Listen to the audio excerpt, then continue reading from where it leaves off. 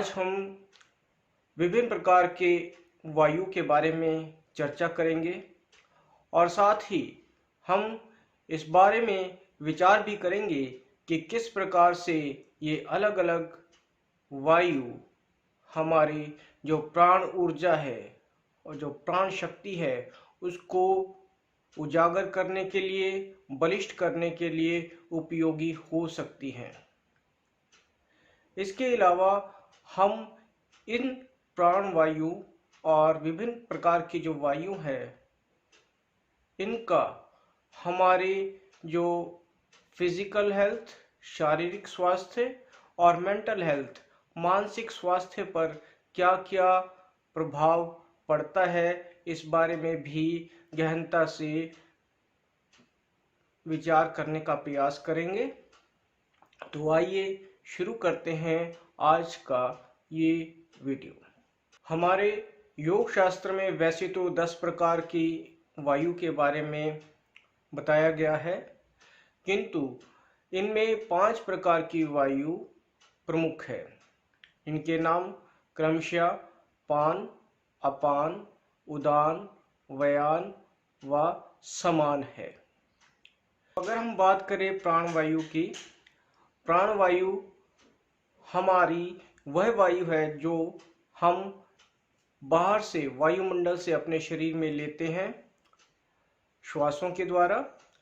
यह वायु हमारे अपर हेड, मस्तिष्क में, हमारे लंग्स में और हमारे जो हृदय स्थान है उस पर वास करती है।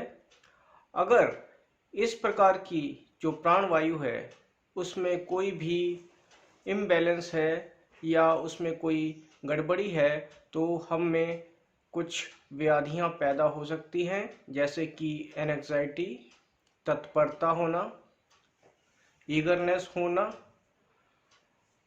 बहुत जल्दी मूड की फ्लक्चुएशंस हो जाना और चिड़चिड़ापन इत्यादि इस वायु के इम्बैलेंस के लक्षण हैं।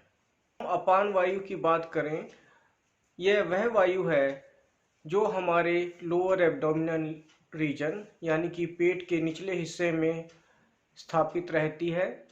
इस प्रकार की वायु के अगर हम इम्बैलेंस की बात करें तो इसके प्रमुख लक्षण जैसे कि आपको कॉन्स्टिपेशन होना, पाचन शक्ति में गड़बड़ियां होना, डायरिया होना, हमारे जो बोन्स हैं, हमारे जो हड्डियां हैं उनकी डेंसिटी कम हो जाना, और या फिर हमारे जो लोअर एब्डोमिनल रीजन के जितने भी ऑर्गन्स हैं, स्पेशली हमारे जो सेक्सुअल ऑर्गन्स हैं उसमें व्याधियां पैदा हो जाती हैं, या फिर हमारे स्त्रियों में जो मासिक धर्म में है उसकी जो गड़बड़ियां पैदा हो जाती हैं। तो इस प्रकार से अपान वायु के ये लक्षण बहुत ही तीव्र रूप भी ले सकते हैं। हमारी उदान वायु डायफ्राम रीजन या फिर हमारे लंग्स के सोलर प्लेक्सिस के आसपास में रहती है। तो अगर ये वायु संतुलित नहीं है तो हमें डायफ्राम, थ्रोट और स्पीच, उससे रिलेटेड हमको जो प्रॉब्लम्स हैं वो आ सकती हैं।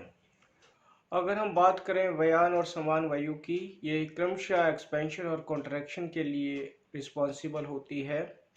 समान वायु हमारे शरीर के विभिन्न अंगों में जो तालमेल बिठाने का काम करती हैं, और साथ ही यह जठराग्नि, डाइजेस्टिव जो हमारी जो एंजाइम्स है उसे रेगुलेट करने के लिए, उन्हें सही तरीके से काम करने के लिए मदद करती है। और साथ ही अगर हम व्यान वायु की बात करें तो व्यान वायु हमारे नाड़ी और नाड़ी तंत्र में प्राणों की गति को रेगुलेट करती है, और व्यान वायु हमारे चक्रों में और नाड़ी में हमारी जो प्राण ऊर्जा है उसको डिस्ट्रीब्यूट करने का काम करती है। तो ये थे विभिन्न प्रकार के वायु के प्रकार। इन 5 वायु के प्रकार में अलग अलग प्रकार की जो हमारी गति भी रहती है। अगर हम बात करें गति और उससे संबंधित बातों की, तो समय भी एक बड़ा, एक जो क्रुशियल जो एक बिंदु है वह है प्राणवायु को 2.25 उंगल यानी कि 2.25 उंगली के मापदंड के बराबर जो दूरी है वो तय करने के लिए जितना समय लगता है उसे हम त्रुटि कहते हैं। तो इस प्रकार से हमारे जो ऋषि मुनि हैं उन्होंने समय के मापदंड के लिए अलग अलग हमारे जो सिस्टम डेवलप किया था। इसमें से एक सिस्टम ये भी था कि अगर हम कमल की पत्ती को एक सुई से चुभो देते हैं तो कितना समय उस कमल की पत्ती को छेदने में लगता है, उसे लव कहते थे। इसी प्रकार से समय के कुछ मापदंड जैसे कि पलक को झपकना, 18 बार जो पलक को झपकने में जितना समय लगता है उसे काष्ठा, उसे क्षमा कीजिए, उसे निमेष कहते थे। 30 निमेष का एक काष्ठा और 30 काष्ठा का एक कला, यह मापदंड था। और साथ ही 30 कला का जो समय है उसे हम एक क्षण कहते हैं, जो कि आजकल के मौजूदा समय में लगभग 1 सेकंड के करीब में आता है। तो इस प्रकार से हमें ये भी समझना है कि किस वायु को हमारे शरीर में कितना समय गतिमान होने के लिए लगता है। तो अब बात करेंगे कि किस तरीके से इन सभी वायु को हमारे शरीर में हम कैसे समय के साथ नियंत्रित करें, और ताकि हम इस वायु तत्व का अधिक से अधिक फायदा उठा सकें। इस प्रकार से देखा जाए तो हमारे सामने ये बात उभर कर आती है कि इन्हीं 5 तरह की जो वायु है उनका सही तरीके से संतुलित रहना हमारे शरीर के लिए बहुत ही जरूरी है। तो आपको यह बात समझना बहुत जरूरी है कि प्राणायाम सही तरीके से किया जाए, अपने श्वासों की जो गति है उसे नियंत्रित करना भी सीखा जाए। आमतौर पर यह देखा गया है कि हम आपसी जो हमारे व्यवसाय हैं, हमारी दिनचर्या है, उसकी भागदौड़ में इतना ज़्यादा व्यस्त रहते हैं कि हम अपने श्वासों की गति को डीप या रिलैक्स्ड मोड पर नहीं रख पाते।